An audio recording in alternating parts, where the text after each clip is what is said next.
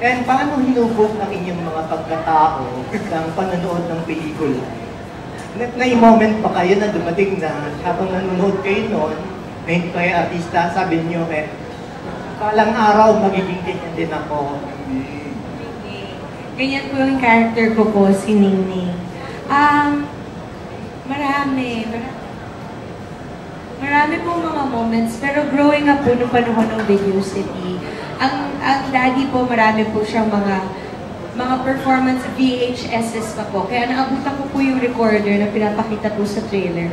Si Ruru, hindi niya na po yata alam yun eh. Pero meron pa po si daddy nun. So yung time po na yun, ang mga pinapanood ko po talaga yung mga live performances, ganyan. So kung meron po mga kahit anong mga CDs na meron pong musical, yun po yung gustong-gusto ko po talaga mapanood. Kasi ang pangarap ko po talaga growing up is to really be a performer. Yun.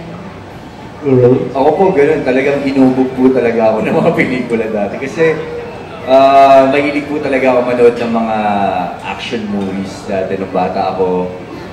Nagre-renta kami sa Video City ng mga pelikula nila Senador Robin Padilla, nila Sir Raymart Santiago, Cesar Montano, FPJ. So lahat yun, bata pa lang pinapanood ko na yun. At eventually, syempre, pinangarap ko na sana someday maging action star ako. Yun yung dream ko ever since bata ako. Gusto ko maging artista para makagawa ng action. And finally, ngayon, natupad ko na siya. And I'm very, very happy and lucky na hindi ako nag-give up sa pangarap na yun.